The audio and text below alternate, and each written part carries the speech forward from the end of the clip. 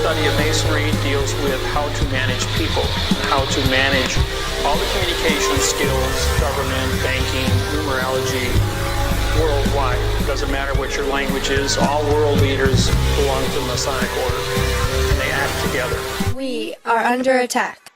That's why we made this. Our government has been spraying us like bugs, using aluminum, barium, strontium, and other aerosols in order to control the climate. There are many reasons why this would be so, including weather control and for military supremacy. Think about it. What is really scary, though, is how slow adults are waking up to the fact that we are being poisoned by the powers that be. What I would like to see in the future is a top-down removal of government systems, because clearly they are all culpable, they're all complicit, they're all involved. And not just the government, there's the military involved, there are universities involved. This is all very interrelated. So I would like to see the spraying stopped and the people responsible punished. I believe the good in people. I'm idealistic, I'm a positive person, so the thought that our government could be harming us was hard to understand, was hard to fathom, but investigation prompted it to be truth and reality. It's really liberating to understand what's going on. I would certainly rather know than not know. Once you find out about the chemtrail spraying, you can't unlearn it. And I couldn't live in a world where I know this is going on and do nothing about it, because as far as I'm concerned, I'm just as guilty as the guy releasing that nozzle from that jet. So I feel it's my responsibility to the earth and to everything and everyone on it to try and help the situation. We are a collective, we're a team, and we've got to fix this. The media is owned by 6 corporations. I mean, we're being told what to believe. We have to be able to develop our own critical thinking abilities so we can see past the lies. Living in a big city, I became very conductive with the metals in my body, which are extremely difficult to excrete. So moving to a more rural area, the electromagnetics aren't as severe, but when they're spraying, they still affect me neurologically, so it's very difficult. I was diagnosed with an autoimmune illness, so it was never really specific. So I knew I had heavy metal poisoning, so I got some tests, and I have the perfect chemtrail footprint, really. I have the barium, the aluminum, the strontium, the manganese.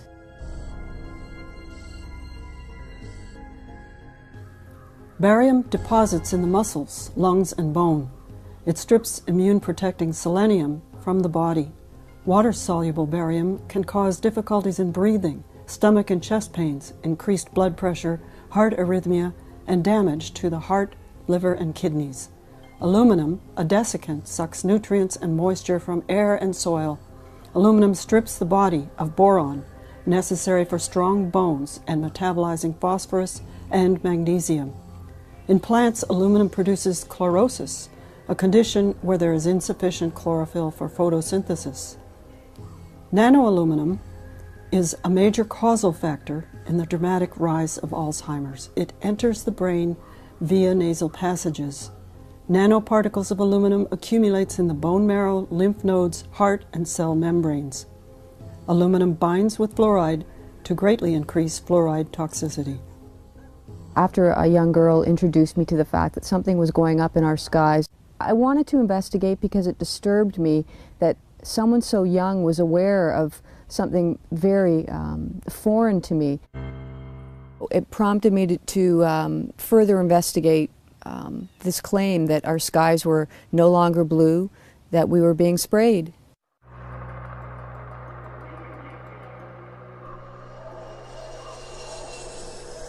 There's surveillance, the biological weapons, military operations, the weather modifications. It's a United Nations agenda, yes, worldwide agenda, NATO agenda. Nobody is immune to this spraying. Megalomania and their sociopathic nature. They do not care that they are being sprayed, nor do they care if children are being sprayed. I believe they also have very expensive air filtration systems. They have availability to the best health care and to the best food. So that 1% will be able to survive while others are eating, drinking everything that is contaminated. It's so multi-layered. It's control. It's absolute control of our food system, control of the people, control of the weather. You can use the term chemtrail, you can use the term solar radiation management or stratosphere aerosol geoengineering. I think at the end of the day, they are really all the same. It's the same situation, whether they're spraying in the troposphere or the stratosphere, they're still spraying us.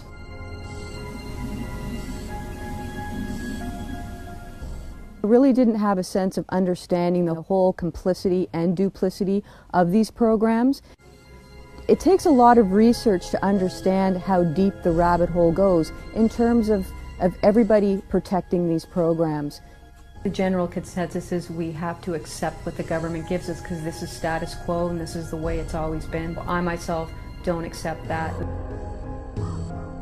You go through a lot of emotions after you find out. We've always been guinea pigs for the government. Give me a baby, and I can make any kind of man. These are the words of John B. Watson, the founder of behaviorism. Of the strange research to come out of mid-1900s America, there is little with a legacy as enduring or as terrifying as the mouse Utopia experiments. Taking place throughout the 50s, 60s, and early 70s, the grim fate of the subjects was published in the national magazine Scientific American, and the experiments themselves were largely taken as apocalyptic portents. In a post-war United States, the language used to describe the results such as behavior sync became synonymous with fears of an overpopulated world and violent, deviant behavior in cities. Today, they are preserved within fiction, such as Channel 4's conspiracy thriller Utopia and the classic animated movie The Secret of NIMH. Our world began changing. So what were the mouse Utopia experiments?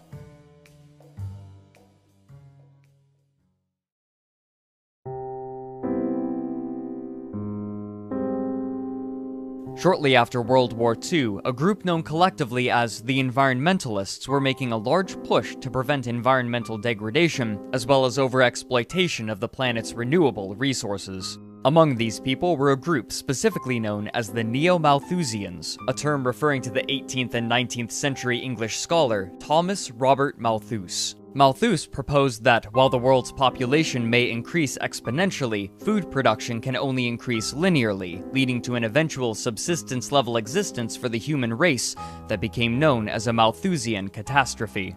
While advancements such as the Green Revolution saw that this didn't come about, the Neo-Malthusians acknowledged his concerns about overpopulation and feared that this pattern would result in the collapse of civilization or, at best, have extreme adverse effects. These fears were given a platform in writing of the time, especially in works such as William Folkt's Road to Survival in 1948, and perhaps most famously, Silent Spring by Rachel Carson in 1962.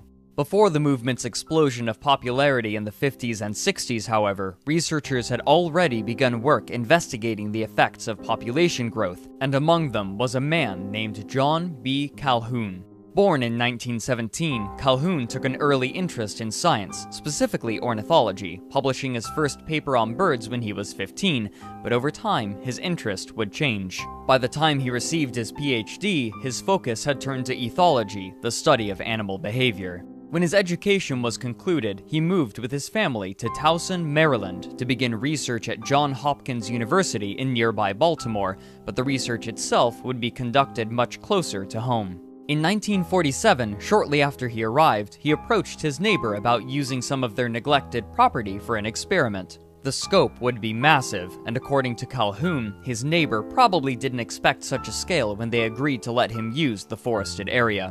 Taking over 1/4 of an acre, Calhoun constructed a massive habitat, complete with food, water, ample shelter, and protection from predators, with the only limiting condition being their restriction to the 1/4 acre living space. He affectionately provided his enclosure a name, Rat City. Unfortunately, no publicly available images of Rat City exist. Calhoun was very familiar with Norway rats, having performed research on them for his doctorate, and he estimated that Rat City could sustain approximately 5,000 individuals, though if they reached this number, the population density would be tight. He began by placing 5 pregnant females in the enclosure, providing ample genetic diversity, and soon the population was increasing exponentially. But then something surprising happened. Rather than the population increasing to fill the space of the enclosure, it quickly leveled off at 150 members. He also noted some behavioral peculiarities. Despite the large size of Rat City, the residents seemed to gather around just a few places, forming social groups of 12 and limiting themselves to specific feeding locations. He would conclude the experiment after 2 years and 4 months, during which the population never grew over 200. Careful observation revealed the cause: high infant mortality. For some reason, as the experiment progressed and the population increased, the mothers were not caring for their young properly, leading to most of them dying before reaching maturity. Calhoun had his theories as to why this was, but to prove them, he would need more data.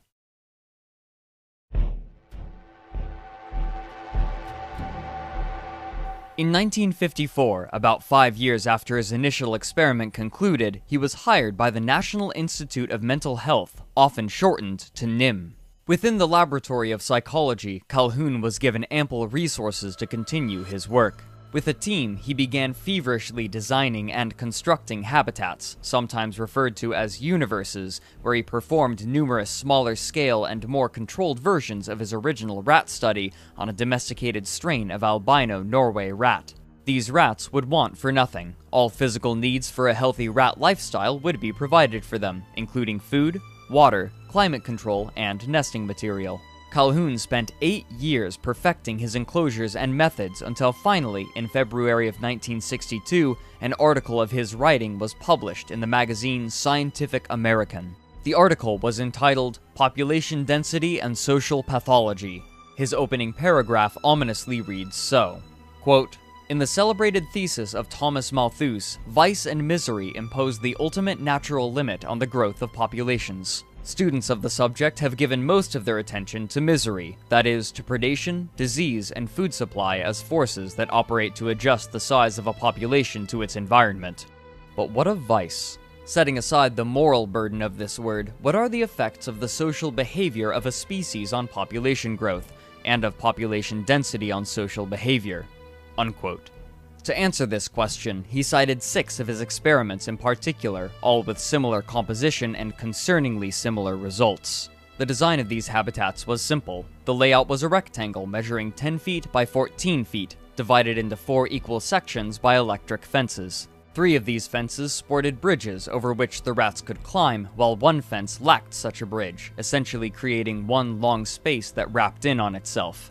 Each section was equipped similarly, with a food hopper, water, and nesting areas accessible by spiral staircases. But Calhoun, leveraging his experience with the rats, made special changes to encourage specific behaviors. He enticed the rats to use one of the center pens by making the spiral staircase to that pen's living spaces shorter than the others, though he admits this was a comparatively small factor. But the more insidious change was to their food supply.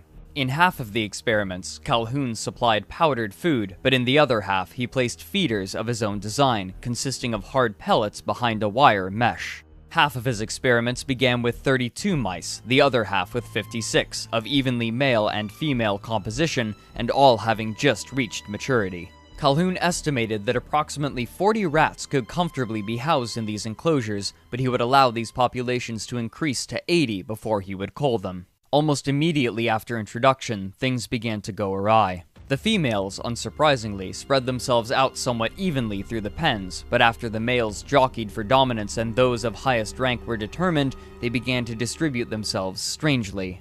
Less dominant male rats will typically awaken earlier and begin to wander and forage for food, and due to the design of the pen, this meant that they usually would end up in the center sections to eat.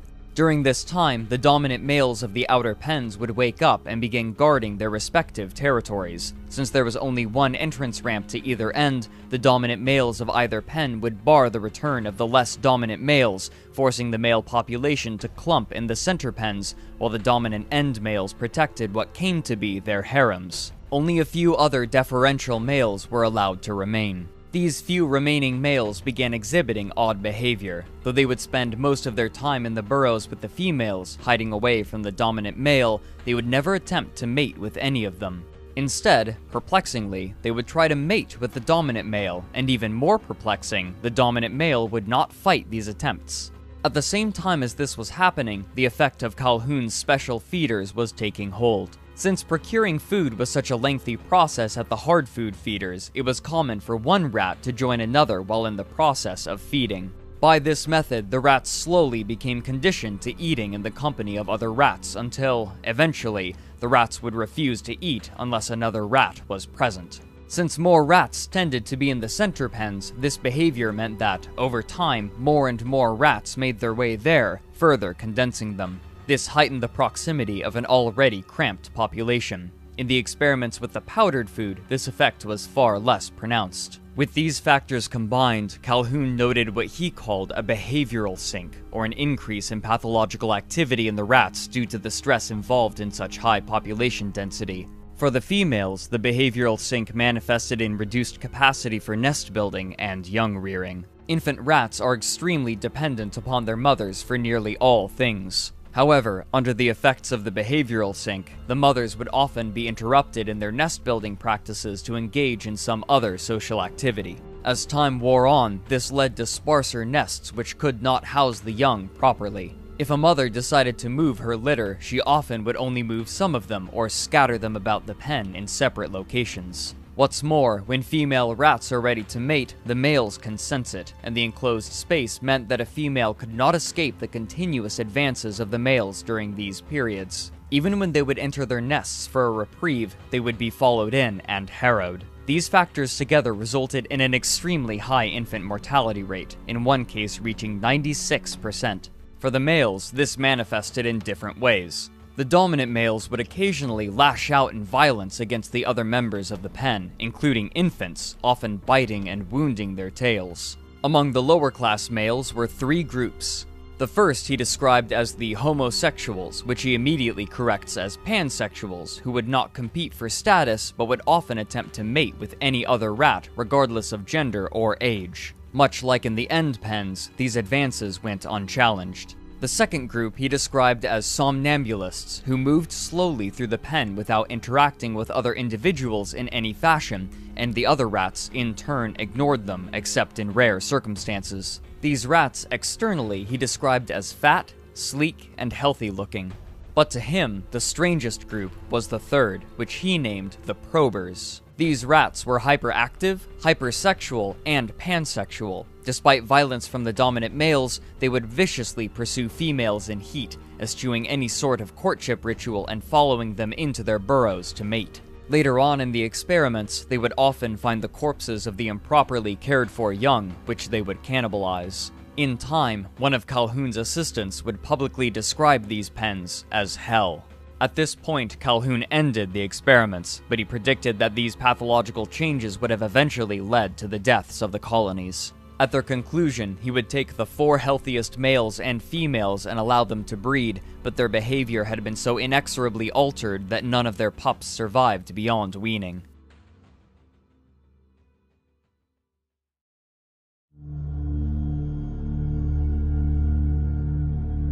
This short article enraptured its US audience, and the effects on both the scientific world and popular culture were immediate. People began to relate Calhoun's rat experiments to modern city life, and in an era where fear of social deviance was reaching an extreme high, it was largely seen as a reflection of the current time and where society could be heading, egged on by Calhoun's provocative language and allegorical design of his test environment, made to look like a city. Population density quickly became a common topic. Psychologist Carl Rogers, in his work Some Social Issues Which Concern Me, stated that, quote, "The resemblance to human behavior is frightening.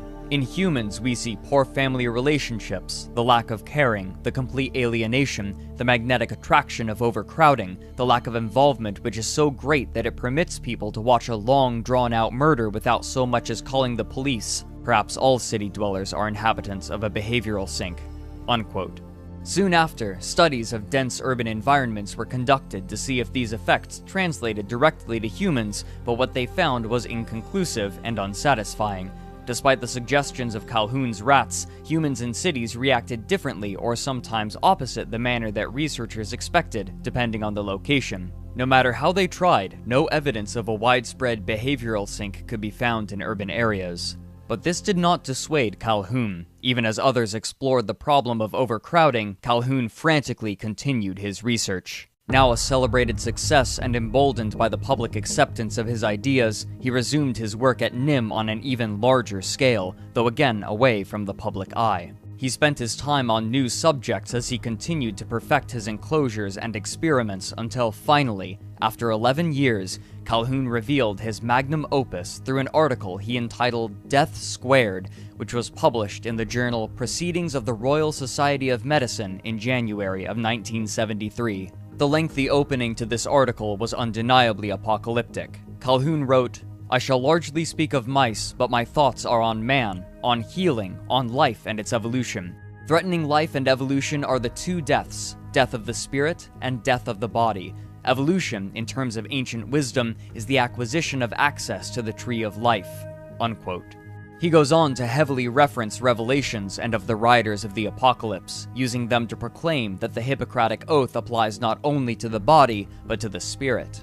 After this dramatic introduction, he described his test. For the most part, these new experiments were similar to his 1963 trials, including unlimited access to food and water, protection from the elements and predators, and safeguards against disease. Many parts, however, were drastically altered. As Calhoun mentions in his introduction, the Norway rats used in his first publicized experiments were replaced with albino house mice, which were taken from a breeding group from the National Institutes of Health made specifically to prevent communicable disease. To fit his new subjects, Calhoun had designed an entirely new enclosure. This version was much more vertical, with 16 wall-mounted housing areas for the rats at the tops of long metal tubes, which Calhoun called walk-up apartments. At the bottom of each apartment was a virtually unlimited supply of food, water, and nesting material. With the space provided, Calhoun estimated that it could potentially hold 3,840 mice. He named this enclosure Universe 25. Calhoun's methods also had changed. Rather than instituting population controls, he would interfere far less. His plan was to place 8 mice in the enclosure, 4 male and 4 female, and simply watch and wait. Calhoun observed 4 distinct phases in the ensuing experiment. Phase A was predictable, constituting the time period before the first new mice were born, which ended up being 104 days. For the mice, these days were, quote, marked by considerable social turmoil. After the social order was established and the first brood was born, the population began Phase B, which Calhoun named the exploitation phase. During this time, the mice doubled in number every 55 days as new young grew to maturity and had their own young. This doubling continued until day 315, after which the doubling rate slowed to a rate of 145 days, nearly 3 times as long. By this point, the different broods had clumped into one side of the pen, exhibiting the same sort of clumping as the Norway rats, but this time without any coaxing from Calhoun's designs. This change in the rate of procreation marked Phase C, which Calhoun labeled as the stagnation phase. This is when the most notable events occurred, and they eerily mirrored Calhoun's rat experiments. In a natural setting, those mice which find no social niche will leave the colony, but in this experiment, emigration was impossible, and so those forced to remain withdrew from society. These dejected males formed a large pool in the center of the enclosure. They quickly became characterized by both their inactivity and their many scars and wounds. Occasionally, they would grow agitated and attack one another, and with nowhere to retreat, the recipient of these attacks would simply lay still and endure the assault. The outcast females, rather than joining them, would retreat to the highest apartments and live quietly among one another. It was during this time that the behavioral sync manifested, with mice gathering around specific food hoppers in large numbers, while others remained almost entirely untouched, showing how, again, the need for social interaction had become so intertwined with the need for food that the former had overtaken the latter. The males who had won the initial fights also were placed under extreme stress. As more and more mice reached maturity from within and without, the leaders of the social groups continually had to patrol and defend their territory. Eventually, they reached the point of exhaustion and could not defend the females within their group.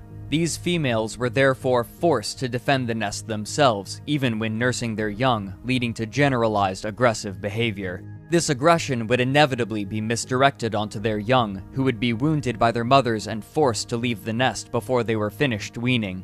Much like the rats, the mother mice would also forget some of their young when moving from one nesting site to another. Due to the added stress of defending their territory, sometimes the mothers would reabsorb unborn mice in the womb, further reducing the fertility rates. Calhoun writes, "For all practical purposes, there had been a death of societal organization by the end of Phase C. Finally, there was Phase D, which Calhoun entitled the Death Phase. This phase was characterized largely by an entire generation of young who had been rejected by their mothers early and forced to leave the nest, and they were therefore unable to exhibit normal social behavior. This manifested in numerous ways. The females of this generation had far fewer children, and those that did have children lacked the maternal instincts necessary to raise them beyond weaning." Calhoun goes on to describe the males of this generation. Quote, "Male counterparts to these non-reproducing females were soon dubbed the beautiful ones. They never engaged in sexual approaches toward females, and they never engaged in fighting, and so they had no wound or scar tissue. Thus, their pelage remained in excellent condition. Their behavioral repertoire became largely confined to eating, drinking, sleeping, and grooming, none of which carried any social implications beyond that represented by contiguity of bodies." Unquote. As the last mice with reproductive instincts aged beyond their fertility, Calhoun declared that the last male would die around day 1780 of the experiment, effectively rendering the colony dead as it would be unable to produce any more young. His present tense language implied that, when the article was published, the colony was still technically alive, though its final fate was practically sealed. Calhoun closed his article with a call to action. "For an animal so complex as man, there is no logical reason why a comparable sequence of events should not also lead to species extinction. If opportunities for role fulfillment fall far short of the demand by those capable of filling roles and having expectancies to do so, only violence and disruption of social organization can follow. Individuals born under these circumstances will be so out of touch with reality as to be incapable even of alienation. Their most complex behaviors will become fragmented.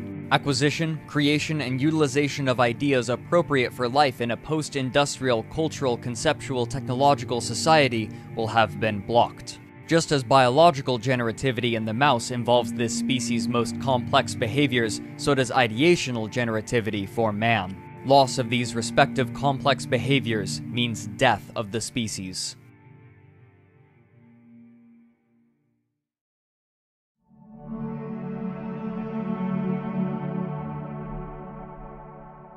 But even as Calhoun was performing his research on mice, others had been at work applying his theories to humans. By this point, researchers had moved to more specific locations of overcrowding rather than the generalized location of cities, testing the effects on students in dormitories and patients at hospitals, but the most fruitful example they discovered was in prisons. Paul Paulus from the University of Texas wrote that prisons were the perfect place for this sort of study, describing the social interaction between inmates as intense, prolonged, inescapable, and realistic.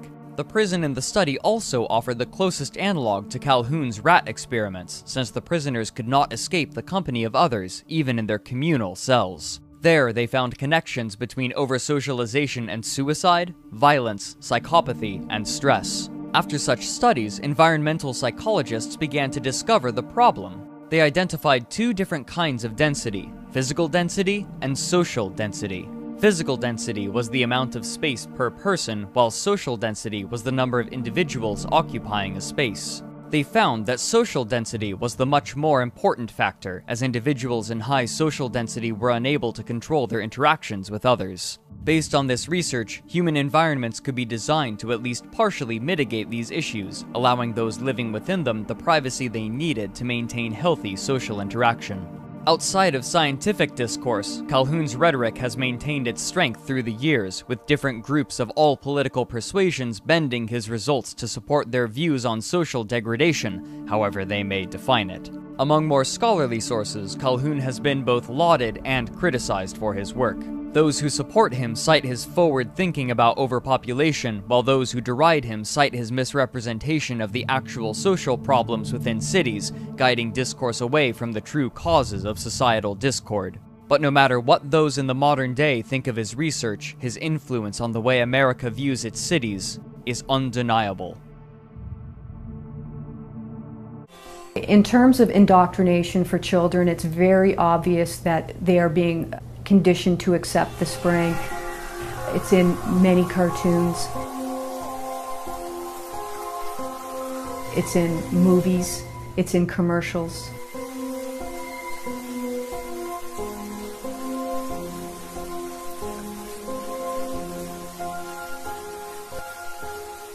There shouldn't be Wi-Fi with children, small little children with developing immune systems. It's very, very irresponsible. I think anyone who puts Wi-Fi into a school should be locked up for the rest of their life. I really do. I think they're not fit to walk on the surface of this planet because they haven't looked at the research, and whatever incentive they have, it is not worth the genetic problems that parents are going to face with their children when they're born. I took a job teaching, and I taught advanced level physics, and I specialized in nuclear and atomic radiation and again microwaves. And I've just always been in microwaves. And then it was a doctor, I went to see a doctor once, as most teachers do, with a sore throat. And he said, as most doctors do, it's viral, there's nothing I can do for you. And I was leaving, and he said, hang on, Barry, he said, you're a physicist? And I said, yeah. And he said, can you explain something? He said, I went to a house that had a cot death 5 years ago. And the family moved, and a new family moved in, they had a new baby. The cot was in exactly the same place, and there was another cot death. And he said, 5 years apart. And he said, there's a transmitter the other side of the child's bedroom wall. Could the transmitter cause the cot death? And I said, I don't know. I said, but I'll look into it.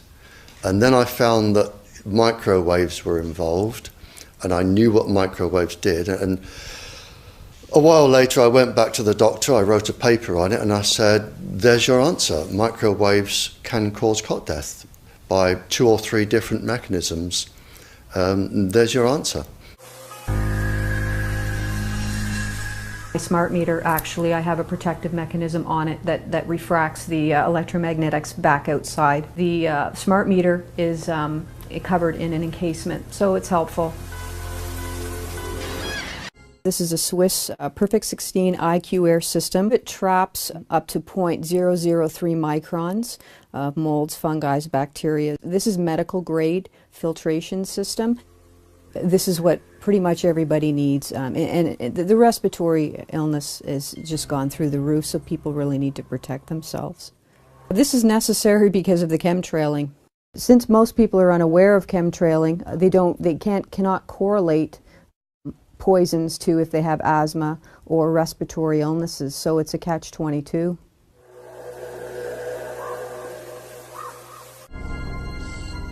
We truly are living in a matrix. You start looking up and you start paying attention, and you will see that those white lines in the sky are not the same white lines as a child. We have very few cumulus clouds anymore. I suspect they aren't real. Nothing is real. Our weather is not real. Every weather event now is manufactured. It's poison on a complete cumulative scale, so it's every day you're ingesting this and you're drinking this. It's just a given you're going to have a body breakdown.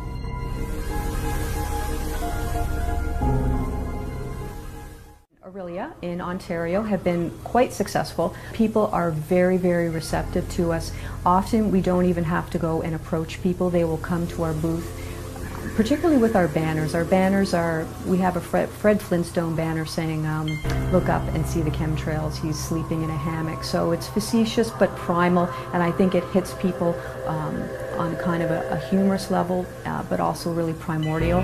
And we also just put another banner up correlating the chemtrails to Monsanto and their aluminum-resistant seeds. That one has really, really been received well as we are in a farmer's market, and people are really, really interested in food. So people, and people love talking about the food and the Monsanto, so it's a really nice segue to get into to talk about chemtrails without looking overly conspiratorial, because we are being sprayed with aluminum, and here Monsanto has a patented resistant aluminum seed, so it's really an easy way to connect the dots for people.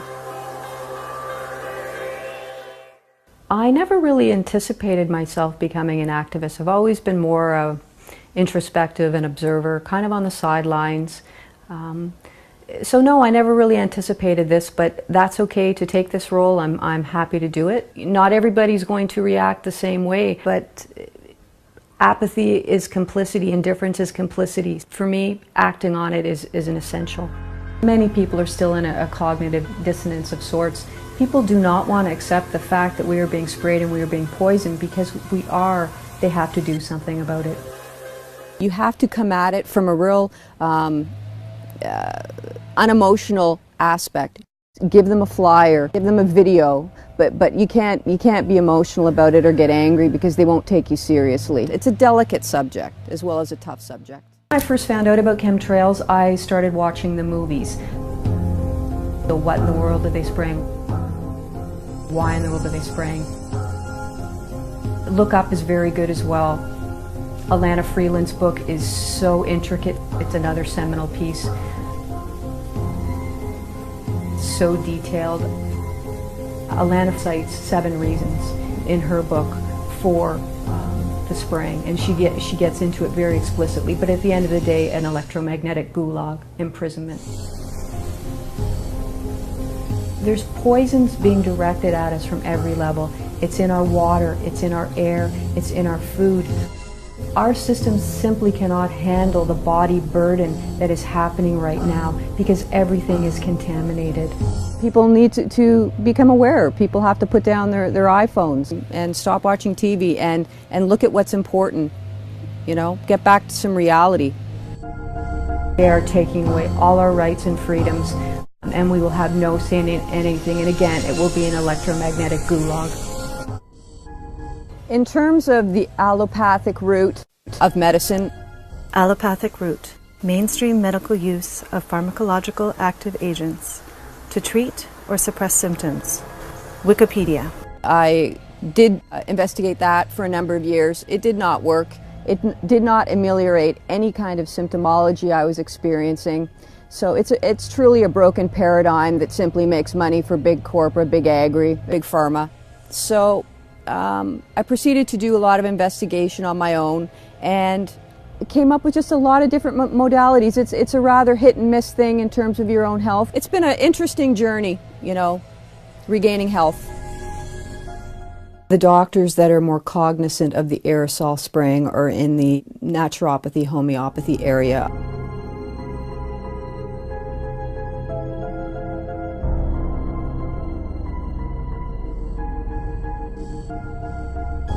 In terms of removing the fluoride, it's an easy waste receptacle, us. So, I mean, it's from the phosphate fertilizer industry. We know that. It's HFSA, it's a bait and switch, it's not sodium fluoride. So we know we're ingesting poison, and they don't want to dispose of it responsibly, so they're giving it to us. And yes, they do want to dumb us down. It zombifies, it makes us passive and complicit for their agenda.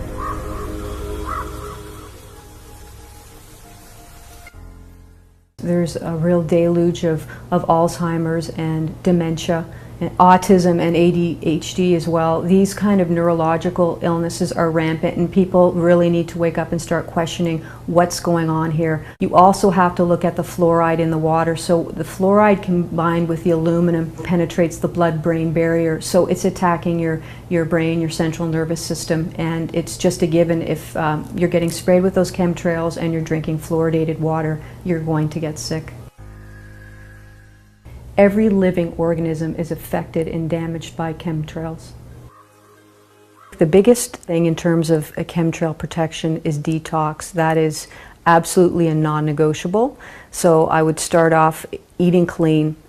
You get rid of all your processed foods, eat organic as much as possible, lots of green juices to flush out your system.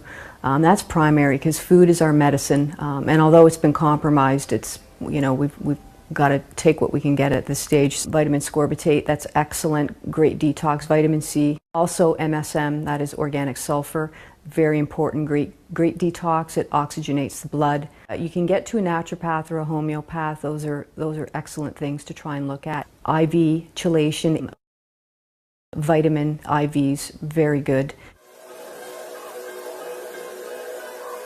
Bentonite clay foot baths, Epsom salts baths.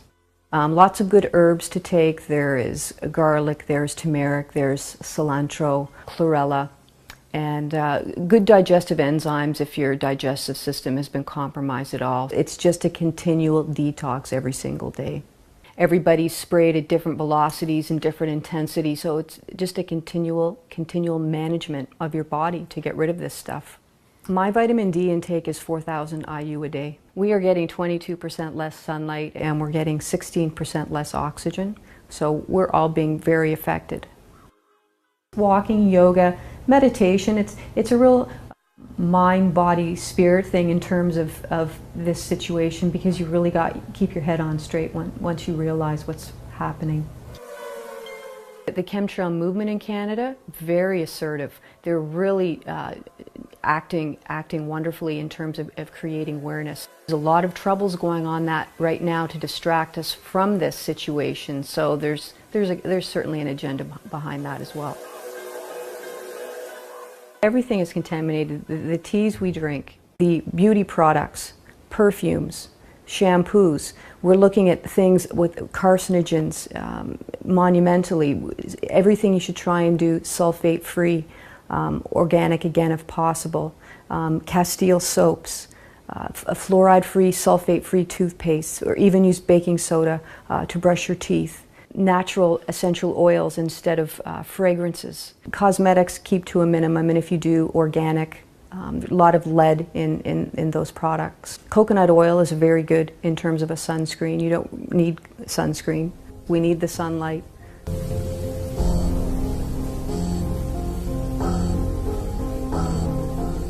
I think it was really heartrending that a 5-year-old girl educated me, Suzanne, as an adult, that something is going on in our skies, but there are some pretty wonderful activists out there that are children that are doing wonderful things, and you can look to Rachel Parent, who's really pivotal in the GMO movement in Toronto. There's lots of kids you see out there. There's some really great YouTube videos with kids talking about chemtrails.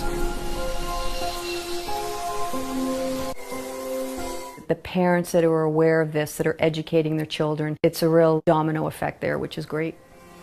You know, so that's how far in the last 5 years consciousness has shifted. People are waking up. Now when we hit the 100th monkey effect, that's when everyone wakes up. It's like a new film that's like no one has heard of, and then suddenly it breaks through and everyone's talking about it. And I feel that people suddenly realise, my goodness, we've been had by the banks, the governments and the corporations, and with endless war, with endless poverty, and keeping us on that treadmill. We're giving our power away to people who are using it against us.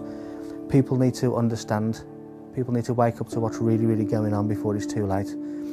And stop looking at the mainstream media, stop looking at the mainstream newspapers, start looking at some information that's real and is relevant, because otherwise we're all going to be microchipped, we're all going to be controlled. We can barely do anything now, having to ask the government for permission to protest against the government.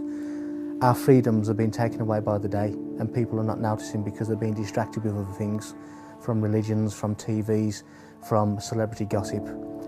We need to be adult about it, we need to open our eyes, and we need to really, really see what's happening. Otherwise, we're going to be in the middle of this new world order, this complete one system of control, and we're all just going to be barcodes.